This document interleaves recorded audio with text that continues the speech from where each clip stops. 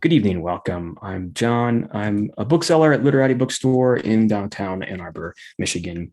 We're so pleased to welcome Berkobien and María Cristina Hall to launch their translation of Goodbye, Ramona, the first novel of the author Monserrat Roig. Just a quick webinar overview for our attendees. The chat is closed, but you can keep the chat window open. I'll be sharing links to purchase Goodbye, Ramona from Literati pre-order if you're watching us before it comes out in the chat as well. And the Q&A is available to you to interact with at any time. I encourage you to submit your questions whenever they come to you, and I will ask a selection of your questions at the conclusion of the conversation this evening. And live transcription is available to you as well using the CC icon on your toolbar. And if you're watching us later on YouTube, there are always links to purchase books in the description directly below me. You'll also see a little typewriter icon on this video. And if you click that, you'll subscribe to our channel and be kept up to date with all of our at home with Literati events, which will continue through the year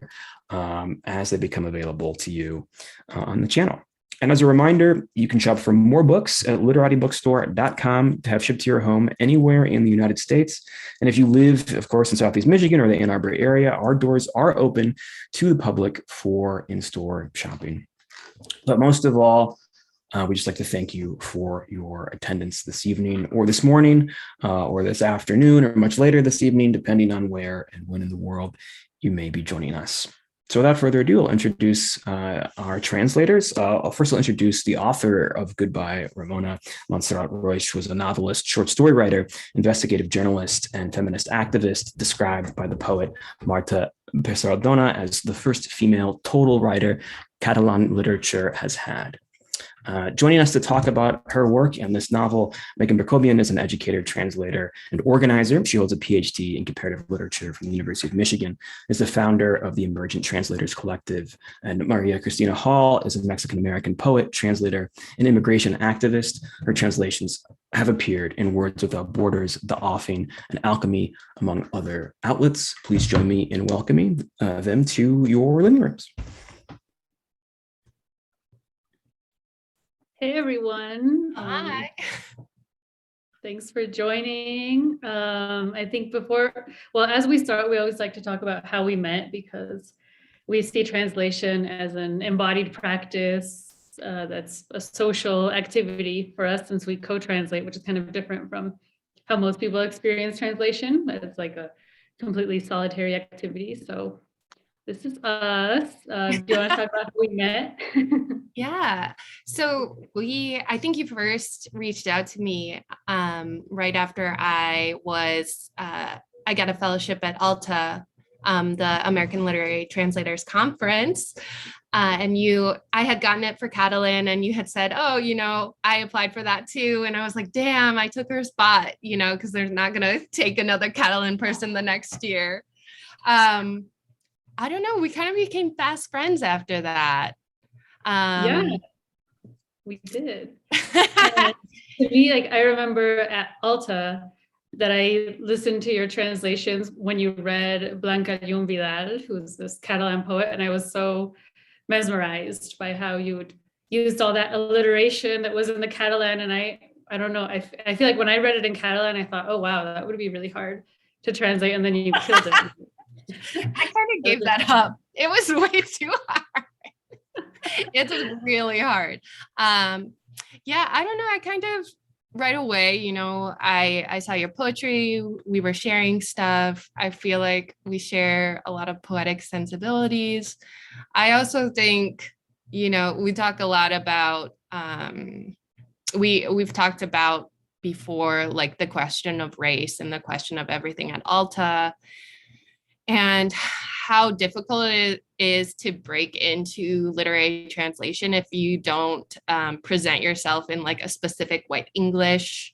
And also just like, if you're not white and have money, right? If you don't have that kind of affordance to join the world. So, I mean, I was just excited to see you there. I mean, it's, You're just one person, not to put too much on you. Well, yeah. I mean, and I also have my own set of privileges, but I think what we both noticed when we were at the conference was like there were very few people of color, and like my full name is Maria Cristina Hall, and I did get a lot of notes like when I would send translations or not translations, but like pitches to Catalan people, for instance, they'd be like, oh no, we don't want like someone who's a non-native speaker. And I was like, well, that's weird that you'd assume that, given that there's 30 million Mexicans in the United States, but just because I have like this Mexican name, that it's not like proper translation English, right? So it was that we kind of bonded on our critiques. Yeah, and the labor. I mean, that's so much of the idea of like collective endeavors in translation, right? That's what also brought us together. It brought us together first to put together an issue of Catalan, contemporary Catalan women's writing. Oh my gosh, which we presented at Literati, I think 3 years ago, if you can believe it. I know it's terrible. But the basis of that whole anthology was just kind of advocating and championing early career translators because it's so hard to break into the industry. So we really worked hard just to bring people into the fold and to pay them, which was really important to us. Yeah, that's true. And I think, we had like 16 new translators, I think, or new isn't the right word, but people who were translating but hadn't gotten these book contracts, right? Because there are only like 3-4 people who get most of the book contracts from the Catalan. And then you invited me to do our first co-translation, which was really cool because you already knew people at Open Letter, and you had this book you wanted to pitch, and then so we co-translated that, and that's coming out next month. But now we're doing our baby Goodbye Ramona. So do you want to introduce Monserrat Roig, who wrote Goodbye Ramona? Yes, of course. So I came to Roig my first year of graduate school. I was doing an independent study on women's writing in Catalonia. I was just really taken by surprise. I don't know why, but just how forceful the novel was. And, you know, it's surprising that it's taken this long for her to break ground in English. We'll talk a little bit about that in a minute, but about Roig, she was born in 1946 and she died of cancer in 1991, which really is one of the reasons why we probably didn't see her work in English. She grew up in Barcelona, in the neighborhood that kind of occupies this novel. And then she attended drama school. She wanted to be an actress, but then she switched over to writing and journalism. She was also a member of the Unified Socialist Party of Catalonia, which she left twice because of the paternalism, mainly the machismo. Of course, she really wasn't interested in building a socialism that only upheld the patriarchy, right? And she got her doctorate in philosophy and letters. So her life, I mean, it's a beautiful life. She grew up under the dictatorship, right? She was born right as like things were getting really, really bad, right? After the nationalists had already won the civil war in Spain.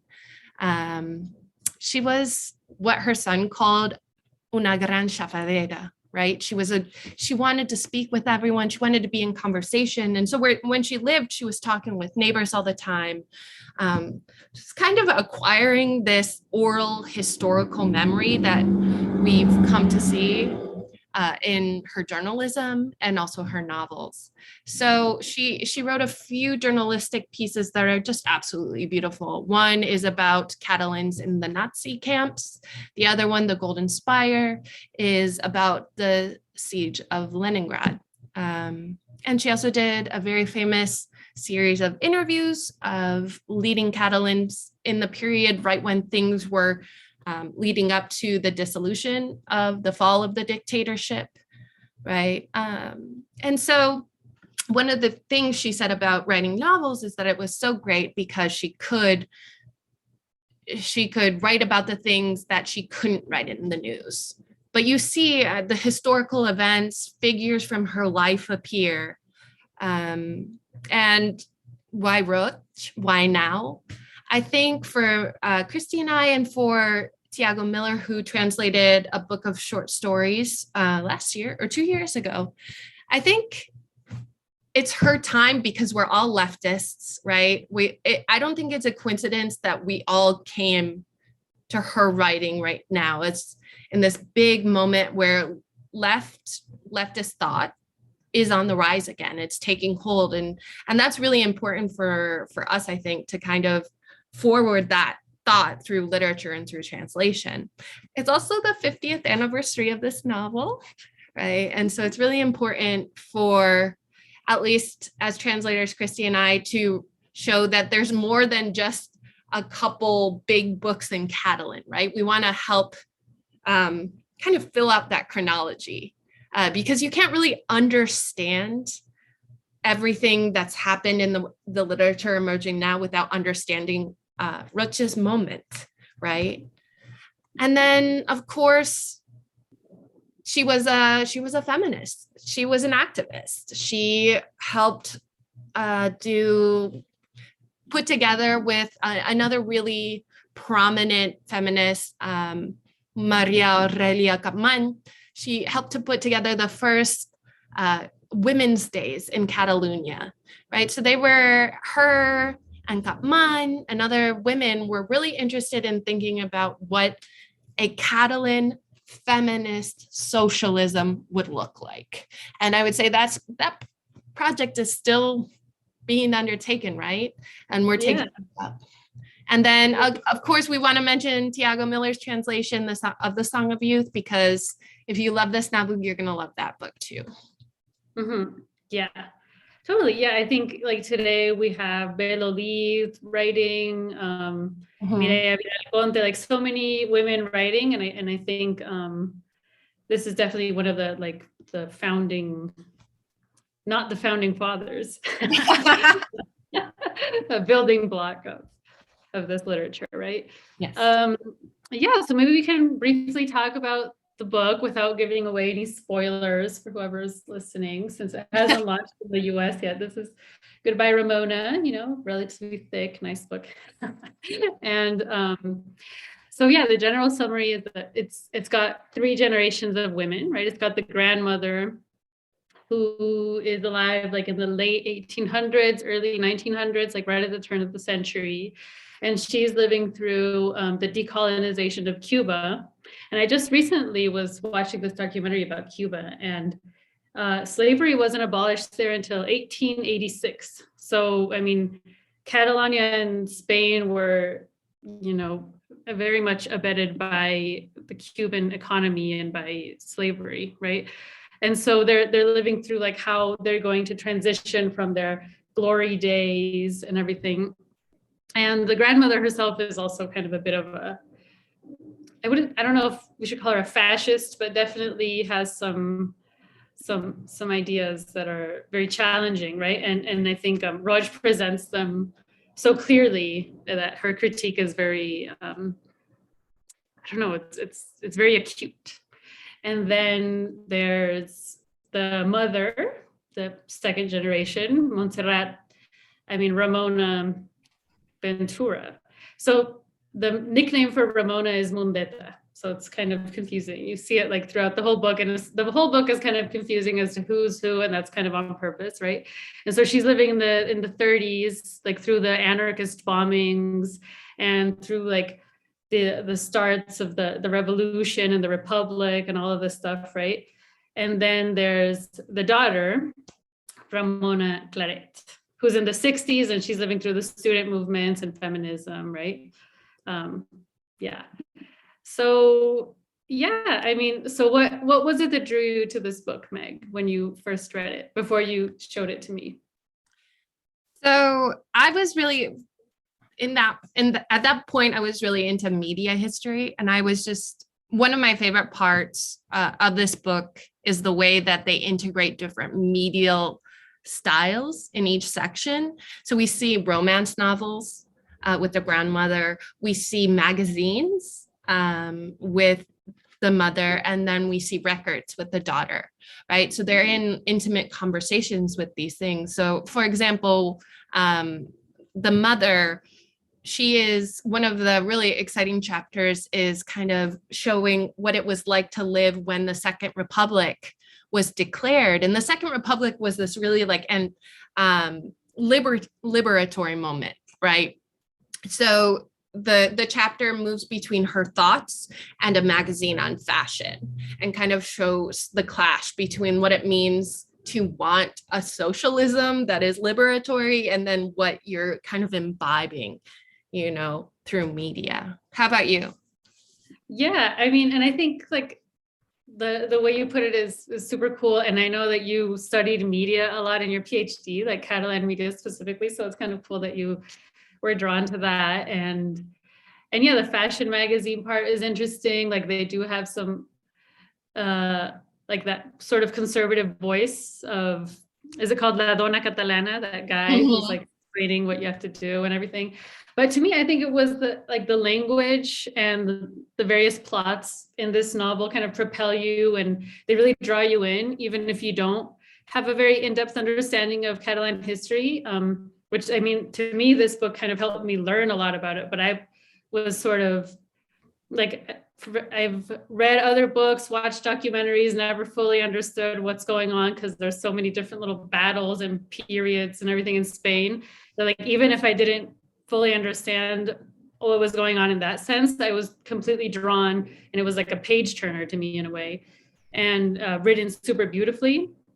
So I really love that. And I felt like it's really like you see a whole century of like decolonization, feminism, revolution, love, relationships in Barcelona, and it's super illuminating. So I loved it. I think that was, to me, like what caught me. Yeah, and it's really different from other depictions in my view. One, because right, women's voices are centered, and of course she doesn't shy away from really terrifying moments, but she doesn't use those moments to kind of push, shock and awe the reader, right? And that's part of her style. She said that she doesn't actually invent or make up characters, right? She exaggerates stories. And so you can see figures like her mother, who was a Republican, who taught Catalan. You can see figures like Capman, you know, a woman who doesn't get married, who is pressing against all of the societal expectations. And so, yeah, there's something so delicate and intimate about it. And I, for one, really love seeing what revolution could look like, right, from this particular perspective. So. Yeah, I mean, it's really kind of a reflection of life, the way she writes. Like, there isn't really fantasy. I mean, I'm sure she made like the characters up or whatever, or was inspired in certain people, but it is very much like a mosaic of a century, like without, right? Yeah. Without like too many like deviations or anything like that. I mean, there's romance and there are like women in it, which is really a reflection of life. Right? Like, what is a war without women? Does it exist? Like, it doesn't. Why are there all these books about wars without women, revolutions without women? Right? So it's and especially this specific war, because milicianas, women were such a huge part of it, right? Yeah, and I mean, and she takes like the perspective of her own class and life, like as a bourgeois like person from the Eixample, and she like just really hones in on it. So it's very cool. Do you want to talk about our process of co-translation, which you also really wrote a lot about in your PhD? So I feel like you have really cool stuff to say about that. Well, maybe we're already running out of time. No, I'm just kidding. So first things first, I would say it's one of the most joyful parts of my working and non-working life, working with you. Um, I look I look forward to translating because I know we're partners in this poetic enterprise of ours. So as I mentioned, our styles really align. So it's not that I don't feel like we're ever coming up against one another. We're really just working with one another to make the text better. And my dissertation was really just about how translation needs to move from a singular author paradigm, which it follows basically, at least in the publishing world, to different collective infrastructures. And I like to think that we're doing that good work, right? We're helping do that. And our translation, we do it a little bit differently from other people. We translate sections and then we heavily edit one another, right? So what do you think? Yeah, I think it's awesome. Because usually as a translator, you can just get lost in your own head for months and have no perspective about what you're writing. Like sometimes you feel like it sounds really heavy and then it doesn't, or I don't know, like it's such a solitary task and it's very cool to do it together. So what we usually do is like, I'll translate 15 pages and then you translate 15 pages and then we look at each other's and kind of edit it and like try to keep the same, like if the word is translated or appears like more than once and it seems to have some kind of significance, like we pick up on that. Like that's what we usually do. But with this one, Goodbye Ramona, we divided the characters, right? So I did the grandmother, Ramona Jover, because I'm from Mexico where there's more Catholicism around me. I've read a lot of Victorian novels. So I just like, and I felt like I could kind of like ease into that voice. And then you did the granddaughter, Ramona Claret, who's like super contemporary, like in all these revolutions, like happening, like having all these conversations with young people. And I feel like I'm really bad at dialogue that's like young. It's not true. Don't listen to it. Not doing that. And then we divided the middle character, Ramona Ventura, which we both really loved. Like there seems to be less to say about her sometimes, but I love Ramona Ventura, like translating her. I feel like she's so complex. Like she's not like in one area or the other. She's always kind of gray. And so I love translating her. Yeah, I think we love, we'll read a little bit for you also. Maybe we should have started with reading, but with that character, the mother, Monserrat Ventura, it's just, you see her in a moment where she realizes that she is alive for more of a reason than just sitting and looking pretty. And it's lovely and terrifying to see that realization during a bombing where she's looking for her husband who might be dead. And yet, just so striking. So yeah, we definitely had to share that one. It was good to not share. Yeah, super good. And yeah, because of the amount of pages and everything, it just worked out that way too. But how about I read that part? So this is actually the opening of the novel. Okay. With Ramona Ventura, this is how it starts. So she's looking for her husband right after an explosion because there was this anarchist bombing, right, in like 1934. So here it goes. And I think for this one, like what's cool is like to listen for the oral quality of the narrator's voice, right? We felt like that was really cool and different. Okay. I could smell the stench from the mouths of the metro, like fermented oranges, and held my breath as I passed the stairs. But that stink of feet, of foot sweat, of people taking cover among the hollows in the wall, of those underground because they had no other home, was even more harrowing. They shook, scared half to death, with every bomb. I too was scared, but swallowed down my fears so no one could tell I was looking for my husband. It had occurred to him to switch over to the nationalists. I tried to be brave and was hoping to run into Kati so I could tell her that I, all on my own, with nobody's help, was looking for my husband. At the library, I had been told that Kati had left early today because some men from the Iberian Anarchist Federation, who had confiscated 3 cows, had promised her milk for her door lady's baby. The baby was called Manuel, and he was from Linares, like his parents, and his body was covered in boo-boos and scabs, and his belly was bloated like a balloon because the poor thing was sickly and wouldn't latch. His mother was desperate because she tried to breastfeed, but he wouldn't suck at all. She was expecting another baby in 2 months. Kathy had told her, honey, don't be stupid, you'll kill him. Mother's milk sours when you're expecting. And Kathy gave her a hard time about it because a while back she told her to take one of those classes that doctors teach in Badalona, so she'd know how to go about caring for a baby. Kathy wanted me to go too, but Joanne wouldn't hear of it. He said that if I let myself be seen too much, I'd end up compromising him in the long run. So that's the first paragraph. We meet our villain, the husband. Terrible. Yeah, so then, I can read a little bit from Mundeta Claret's, the granddaughter specific part. And here we're meeting Mundeta when she's kind of thinking about what her lover, friend, enemy, Jordi, might be thinking of her. So she has this love affair, and it's the first time she's ever had sex. It's her first real relationship with this person, and he's one of the main leaders of the student protests.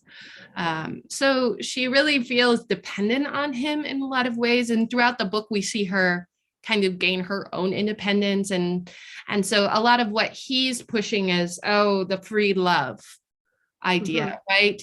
And she ends up rejecting this idea because she understands that you need connections, right? The revolution isn't made with just random folks screaming. You need connections between people.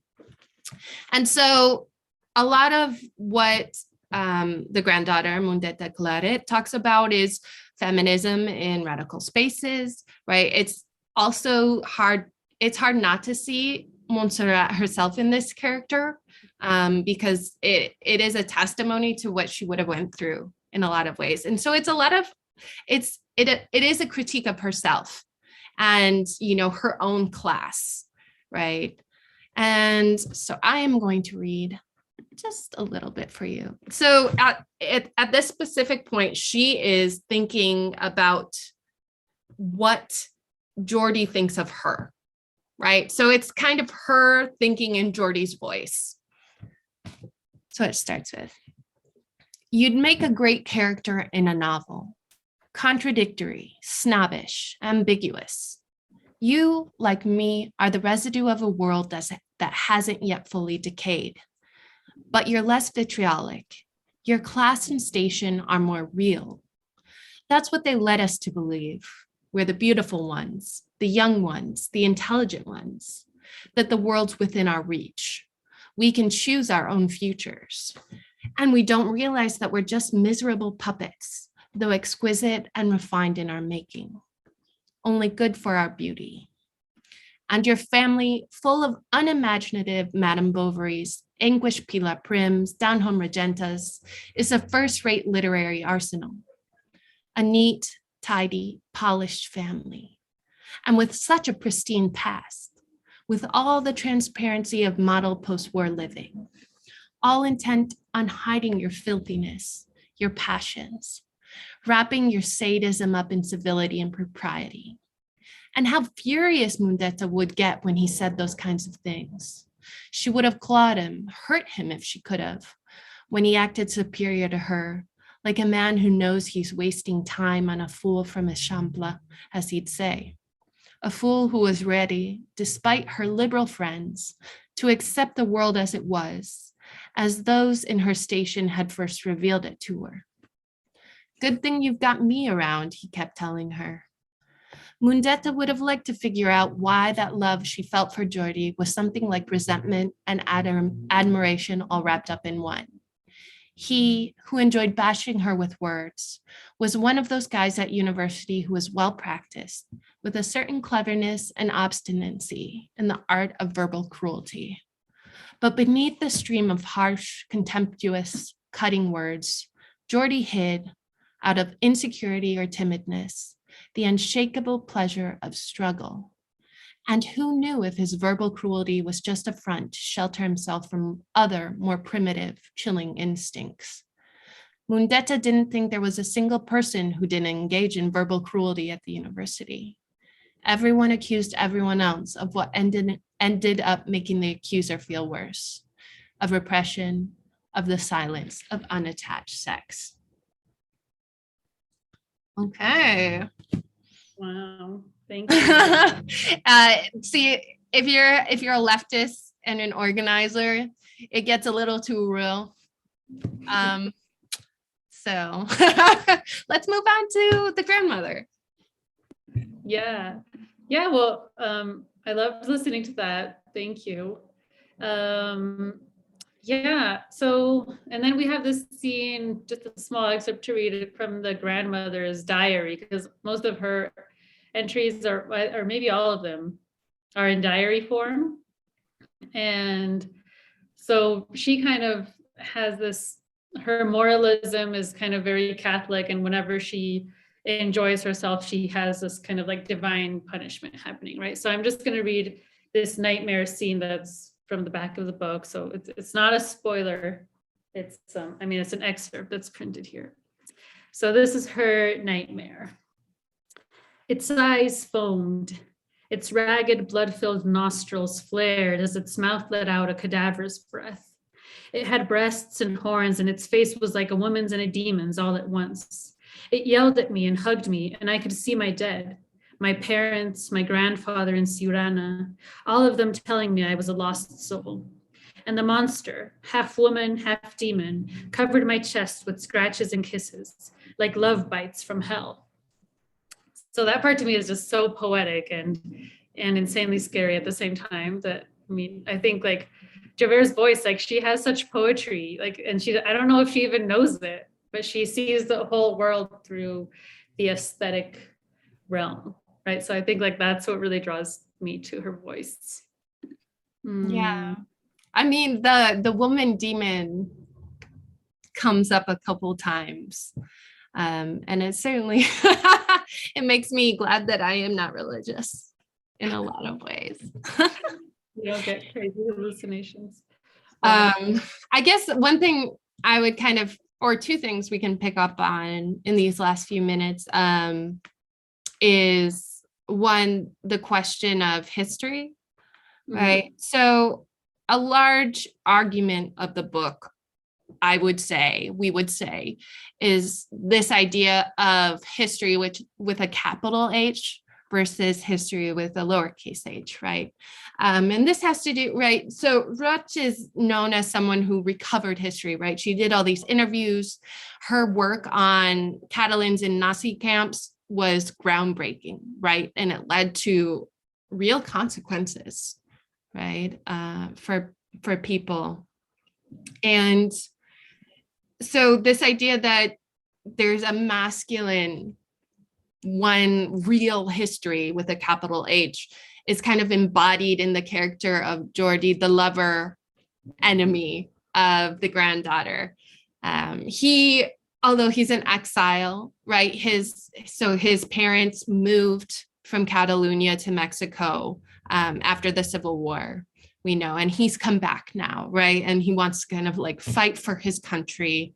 And part of how he situates himself is just knowing everything about Catalan history, right? He knows everything about medieval Catalan history. He takes Mundetta Claret, the daughter, on little day trips to different parts of Catalonia to see medieval churches and markings. He talks about 18th and 19th century journalists and how he wants to emulate them. And he really makes fun of Mundetta for not knowing anything about Catalonia. He even says one time, stop studying Latin American literature and actually study Catalan history. And what we're offered through the three Mundettas is a different kind of view of history. And that's the oral, right? The informal, the intimate, and the oral history that had to live on under the dictatorship, right? Because Catalan, you couldn't speak Catalan, right? for a couple decades before it kind of warmed up, the political atmosphere warmed up. And so what we see is this commitment to a vision of Catalonia that can be recuperated and that can really hold up women's voices against a kind of unified singular view of what Catalonia is. And I think that's a really important question today for a lot of Catalans too, because, they're still very much in the process of wanting to be independent, right? All the time. There's so much effort going to that. And so it pushes against the idea that there's one Catalonia in the first place. Yeah, I mean, I don't have like the proper citation for this, but some people have talked about the word history, and it's not like etymologically this way, but it kind of is, you can see it as his story, right? And so instead you can have like her story, and this is kind of like what this book is, like the history that lives on in the domestic space, like outside of the officialist versions, even when the officialist can be not only in the government, but also like in our social movements that are led by men, like they have their own narratives as well, right? And like, how do you open them? So I think as we close, I mean, we have like 2 minutes to like transition into like our Q&A part, right? So like how would we continue Monserrat Roig's project today? I think one of the ways is to center women, right? I mean, I think in this novel, Roig is always showing us how insipid it is to live your life vicariously, like through the revolutions of men, right? With the men who are in it, like Joanne, Jordi, Ignazi, like they're all, and so there's that. And then we can try to like have intergenerational work, which she also does, right? To have our dialogues go beyond like the scope of our small spheres, right? And Meg, do you want to say another couple?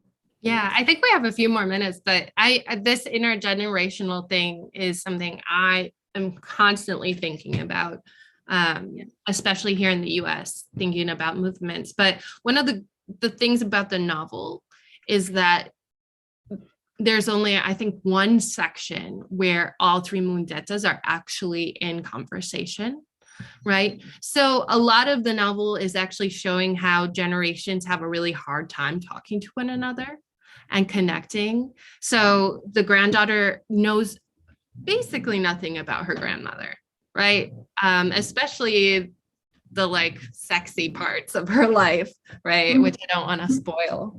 And she really only knows this one, she knows two versions of her mother. This mother of hers who refuses to kind of stand up for herself. And also a version of her mother that is the first story that her mother tells, where she's out searching for her husband. And that's in italics because it's kind of this oral story, right? And it's a story that she repeats over and over and over again to her kids. And so the question of whether or not we can bridge generations is central, because we will not achieve anything if we can't. And so a part of this is just, I don't know, Christy, you and I were thinking about, we like to imagine things like, oh, what if we continued this novel, what would it look like? And we had been thinking, oh, well, maybe, the mom gets divorced, leaves this terrible husband and the daughter's father, and she hates her father, right? She sees him as the enemy with a capital E. So, yeah, bridging generations. And for some reason, I think mothers and daughters and grandmothers are really hard on one another. I don't know. And so it made me think a lot about how I relate to my own mother and kind of building that muscle of talking about hard stuff. So. Yeah, I mean, yeah, there's that. And then there's like being non-US centric, I think is a huge thing for that really like people in the US need to hear stories that are outside of that country, right? Like it's so only like 3% of the books published in the States are translations, right? Or I don't know if that percentage has changed over the last few years, but that's like the famous one that like they have at the University of Rochester, right? That's like their and 3% is so low, whereas like probably in Spain it's around like 40%. Like most countries that would translations account like for 40% of the publishing national industry, right? So it's very important to look outside of the US and to like study and subvert the social structures of our own time, right? Like Monserrat Roig, like even as she is living in her domestic sphere, like living in the Eixample, she has open eyes and she's always thinking about how things are going to look like decades later. You know, she's got that filter, I think.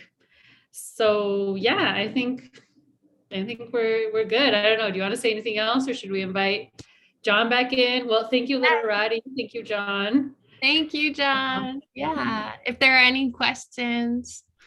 We do have one question, and I encourage our attendees, if you're watching, please feel free to submit any questions that you have in the Q&A, and I'll ask them.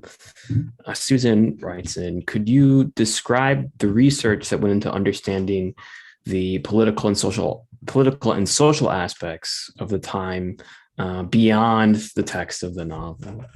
Yeah. Well, for me, I actually, in my 6th year, I left my first dissertation, which was on 19th century Catalonia. So a lot of my PhD was on Catalan history and Catalan literature. So I think that part was really easy for me. I could read and like identify. So the footnotes weren't in the original, any footnote that we added, right? You can just kind of see what big historical events are happening. And yeah, so that for me was something I learned along the way in my PhD.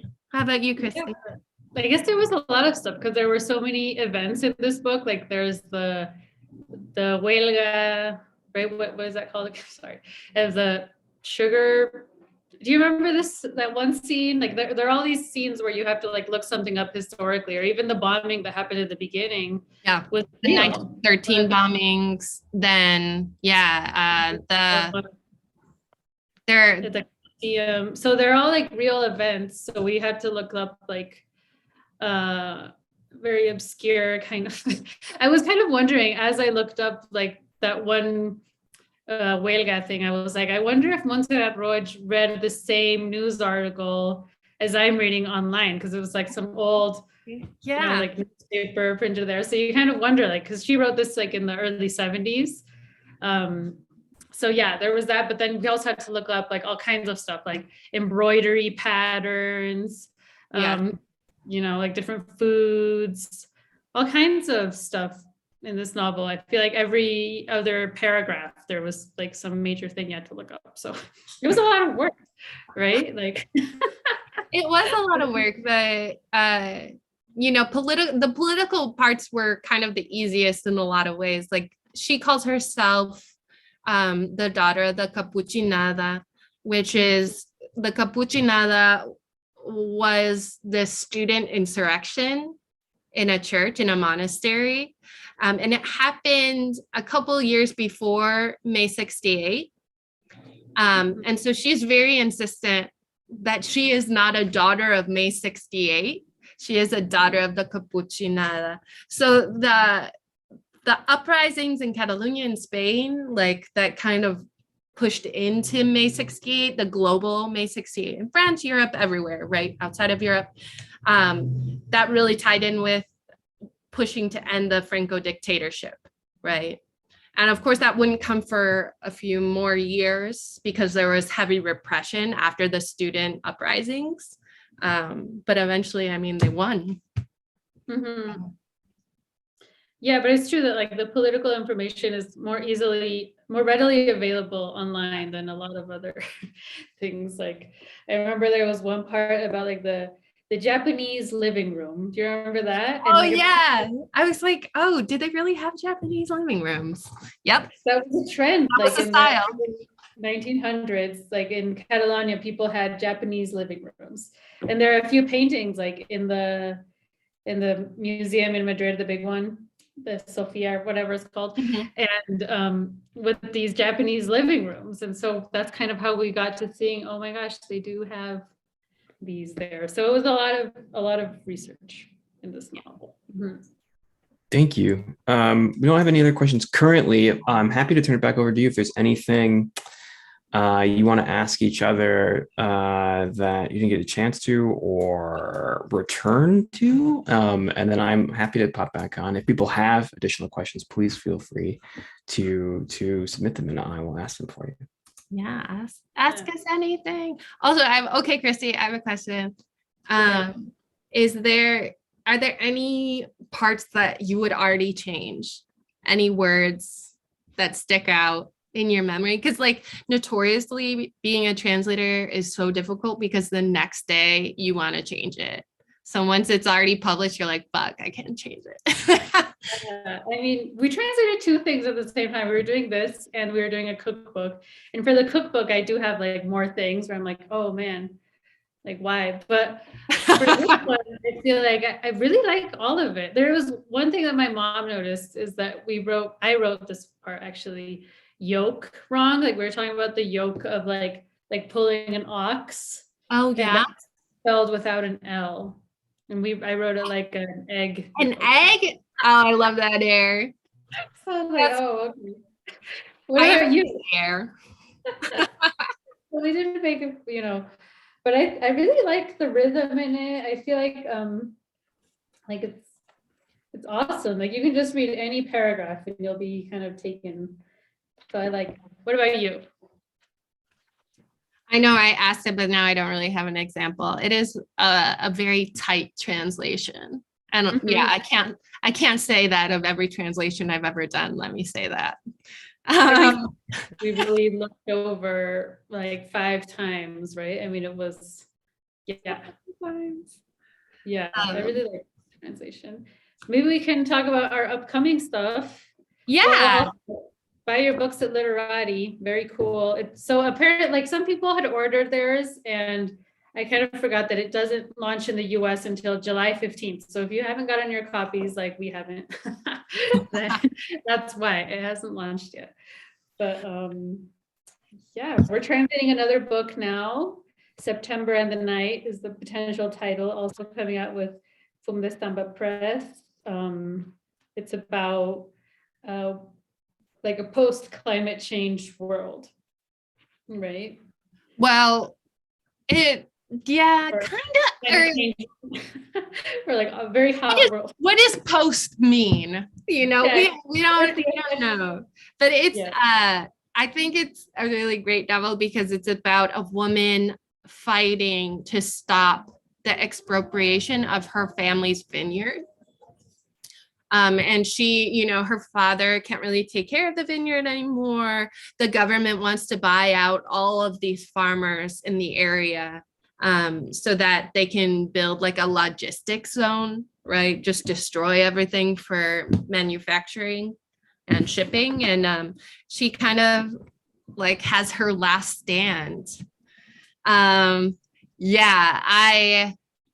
am very into bringing to the fore different translations that have to do with movement work, resistance, and especially the climate crisis, because that's what I work on most of my organizing work.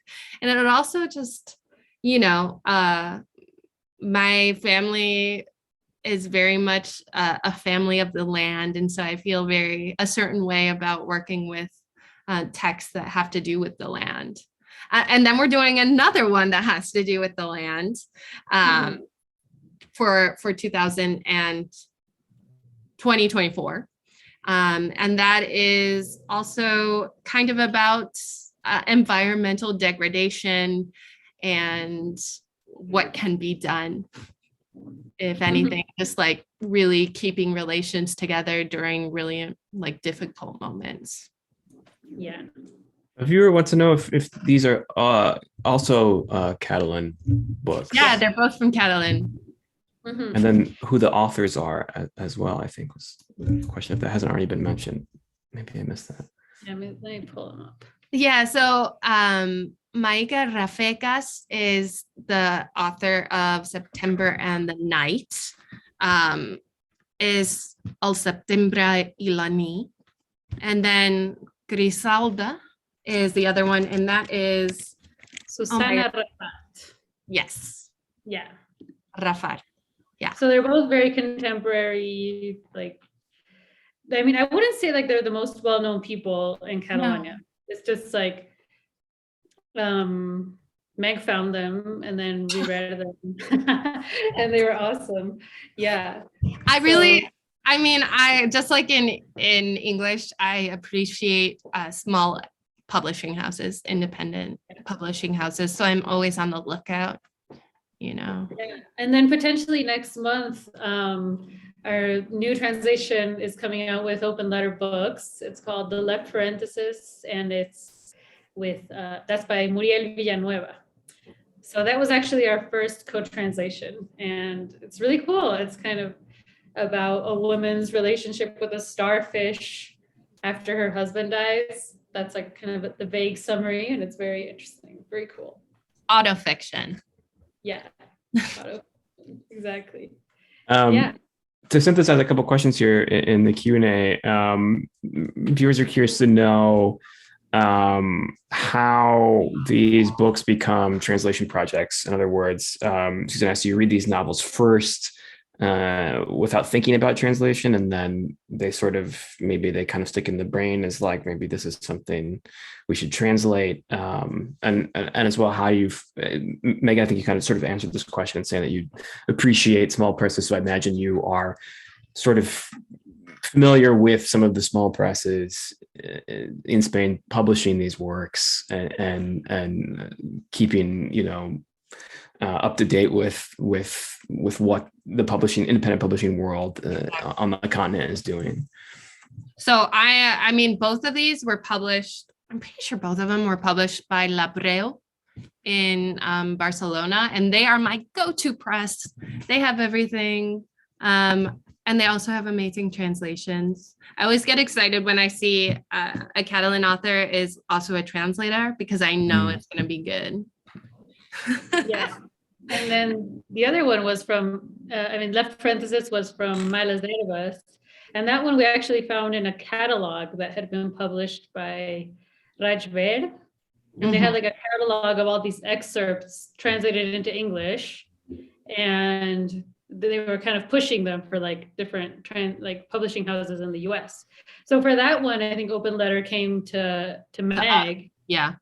And then for the other ones, I think the process is like, usually I feel like Meg reads more than I do, because I'm a really slow reader, to be honest. And so she has like all these books and is like, okay, you want to like check out these 4 and like see which one. And then like, I think once you kind of establish relationships with a couple of publishing houses, like the thing is that you do an excerpt usually. If people don't know your work yet, or they can't read Catalan, then you do an excerpt and you send it to them. And then they're like, yes, no, great, whatever. And then, but I mean, I think with Fundestampa, like now that they know us, like our translations and can read Catalan, we don't do fragments, really. We don't do like the excerpts. But usually that would be the way. If any translators are watching, like, yeah, usually what you do is like an excerpt, like 15 pages, and then you send it to the publisher so they can see what the deal is, and then the publisher has to like acquire the rights. Yeah. And so that's the next step. Mm-hmm. Yeah, I think another question also asks, like, do we read the novels first? Yeah, I definitely read through the book entirely. Because if I didn't, I mean, you never know what can come up, like something crazy that you don't want to be involved with can come up. That'll change the entire like ways that words are used, right? And you have to know the subtext, because your translation has to reflect all of those things. I mean, even just today I was working on our new translation, and like the chapter is named, it's like breakdown, right? But it's about a train breaking down, but it's also about her mental state, right? So if I didn't know that she was like going to be having a mental crisis throughout all this book, then I would have chosen the wrong word for it, right? And so that's just one word. And that's usually, I mean, just every page full of words that carry so much meaning.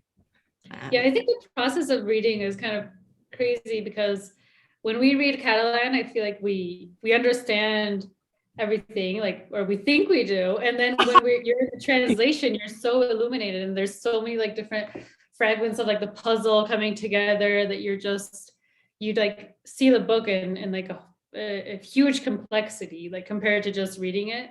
So yeah, it is kind of like two different readings. Like, And usually, I mean, it's nice when the author is alive because you can ask questions.